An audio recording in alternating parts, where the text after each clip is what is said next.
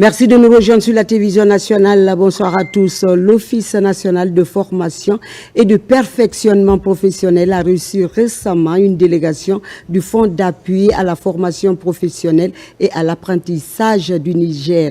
C'est dans le cadre d'une mission axée sur le thème reporting. Objectif affiché, s'inspirer du modèle guinéen en matière de reporting. Moussa Koumara, on t'écoute. Sont venus de Niamey, les bras chargés d'ambition et d'initiative.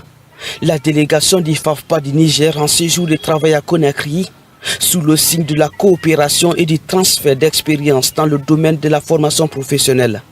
Première étape, le siège de l'ONFPP, où les hôtes ont été reçus par les responsables de l'institution guinéenne.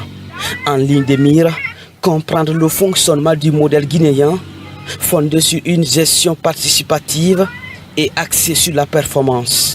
Nous savons que cet office-là a une grande expérience en matière du suivi des sortants, de la traçabilité des données, et c'est dans ce sens que nous avons préféré faire le choix pour arriver ici à Conakry, échanger de nos expériences et voir comment les deux parties peuvent davantage améliorer leurs prestations.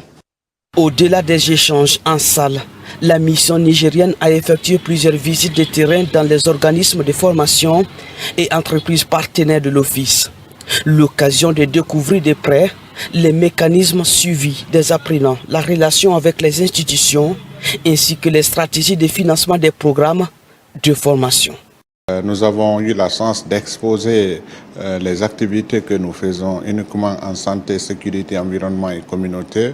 Ils étaient agréablement surpris de voir qu'il y a un cabinet de cette carrure en République de Guinée. Une immersion au cœur d'un dispositif qui fait ses preuves. Pour les responsables de l'Office, cette opération va bien au-delà d'un simple partage d'expérience, mais une valorisation du savoir-faire guinéen.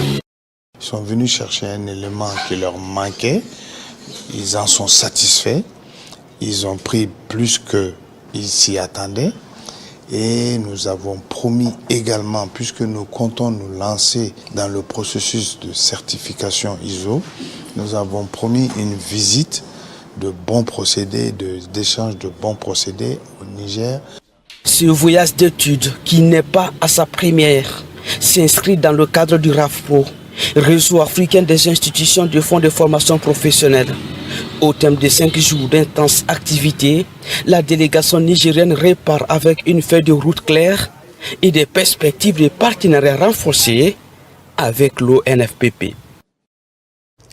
L'information Komara, c'est aussi la poursuite à Conakry de la campagne de sensibilisation sur le cancer du sein et du col de l'utérus.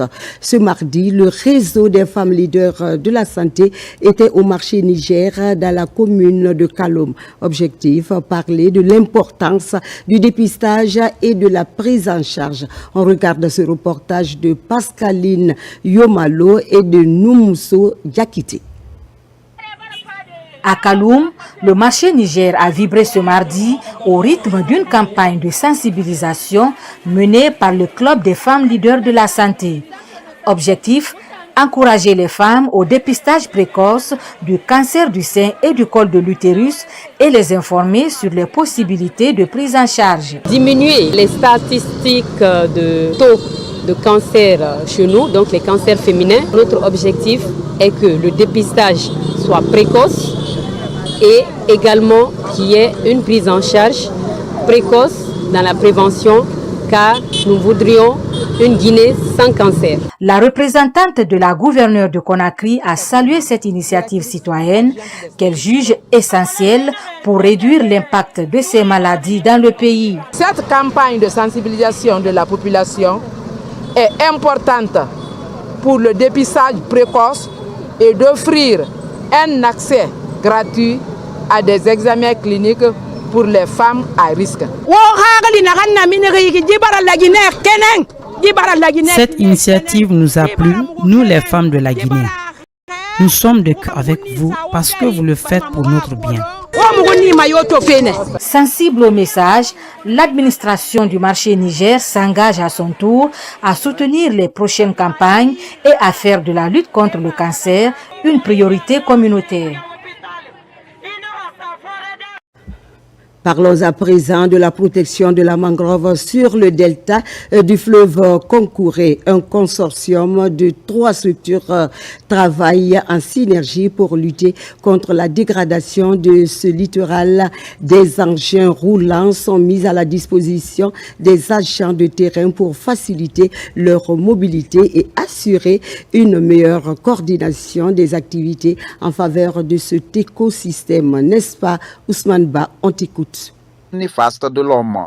Pour inverser la tendance, ces acteurs mettent en place un projet de protection des mangroves de Concouré Promac, une initiative de 3 consortiums qui travaillent en synergie. Ce projet est une initiative de 3 organisations, notamment GRET, qui est le chef de file de ce consortium, Guinée Écologie et Éclosio. Et ça vise à renforcer la préservation des mangroves, mais dans un processus d'établissement d'une aire protégée dans le delta de Concouré. Pour l'atteinte des objectifs, le consortium dote ses agents d'engins roulants. Il s'agit de ces motos pour faciliter leur mobilité dans l'accomplissement de leurs tâches. La remise de ces motos n'est pas un simple appui logistique, mais elle représente un instrument essentiel pour faciliter la mise en œuvre des activités sur le terrain. Ils permettront aux équipes d'assurer une proximité accrue avec les comités et de renforcer notre engagement. Et nous prenons l'engagement, nous les bénéficiaires de ces engins, vraiment utiliser ces motos exclusivement dans le cadre de la réalisation des activités du projet pour nous rapprocher encore beaucoup plus des communautés locales pour vraiment réussir le projet Promac. Un des volets du projet consiste à la réalisation d'une aire protégée. Et puis l'érudit de Kindia a rendu visite récemment aux autorités administratives et religieuses de Forêt-Karia pour la consolidation de l'islam dans cette préfecture de la région de Kindia. Elhaj Abdul Wakili Alamali Keita a offert des motos et un véhicule aux religieux. On en parle avec Nabi Kamara. Après Kindia, Dubreka, Telimele et Koya, Elhaj Abdul Wakil Al-Mali Keita était la semaine dernière à Forêt-Karia. L'érudit de Kindia était venu remettre également des engins roulants aux chefs religieux de Moria pour les encourager à diriger l'islam dans cette préfecture dans la paix, la foi en Dieu, le Tout-Puissant et Miséricordieux. Vraiment, nous sommes très contents. Nous sommes très contents. Et on lui remercie, que Dieu lui bénisse. Pour avoir la moto simple, mais de la présence de Elhaj Abdul Wakil qui est à la Maliketa à Forêt-Karia. Il est rare de voir quelqu'un qui fait ce que Elhaj Abdul Wakil Al-Mali Keita est en train de faire pour l'islam et les responsables religieux dans notre pays. Nous le remercions sincèrement et lui resterons éternellement reconnaissants. Que Dieu le protège pour nous dans la santé. Ce sont donc plusieurs motos et un véhicule 4x4 accompagné des prix de carburant que Elhaj Abdul Wakil Al-Mali Keita a donné à ses chefs religieux en présence des autorités régionales de Kindia, communales et préfectorales de Forêt-Karia. Au cours de cette cérémonie de remise des dons, des prières ont été formulées après une lecture du Saint-Coran par l'érudit de Kindia et les religieux de Forêt-Karia en faveur de la paix dans notre pays. Le don qu'il a fait, c'est pour encourager les religieux de ne pas lâcher, de ne pas quémander, d'être avec Dieu.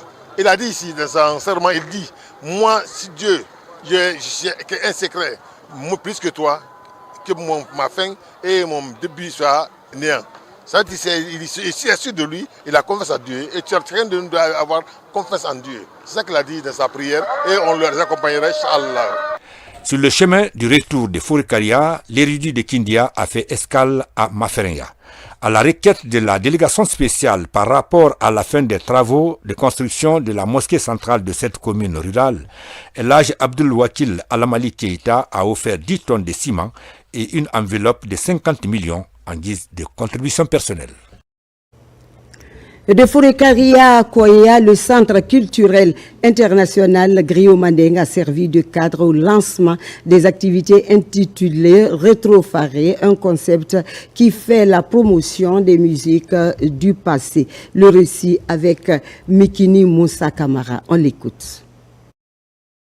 Rétrofaré, un concept développé par le centre culturel Griot Mandeng Mohamed Kouyaté de Koya pour promouvoir les sonorités anciennes. Des tubes des célébrités guinéennes et africaines sont au rendez-vous. L'ambiance, presque, nous sommes fiers. Bon, l'ambiance là, c'est à l'époque. L'ancienne musique, l'ancien habillement. Donc, aujourd'hui, ça me fera plaisir pour danser ambiance ancien rétro. Rétro. Donc, la danse là, c'est ce qu'on appelle rétro. Ça me va, bon. Tu sais, avant, on dansait comme ça. Maintenant, il n'y en a pas. Bon, maintenant qu'on revient avec ça maintenant. C'est pour cela qu'on a commencé ça, pour que ça commence à évoluer quand même. Aujourd'hui, je me sens très bien maintenant. Cette cérémonie a suscité tant d'engouement. La musique universelle est célébrée dans sa quintessence. Je suis venue, j'arrive d'hier et je suis très surprise d'une fête. J'ai l'impression que c'est mon accueil. Là, vous savez, chez nous, il n'y a pas tout ça quand même. Là, c'est vraiment le peuple guinéen qui danse. Et puis leur costume, c'est joli. Les anciens chorégraphes ont initié la nouvelle génération sur leur savoir-faire. Après cette rétrospective musicale, d'autres festivités sont attendues ici pour égayer le peuple de Guinée. Une très belle initiative à soutenir. Et voilà qui me fait cette édition d'information à la réalisation. Mounir Barry, sous l'œil vigilant de l'équipe technique du jour. Merci de votre fidélité. Prenez soin de vous et de vos proches, car chaque jour est une vie. Très bonne suite de programme à vous et bonsoir.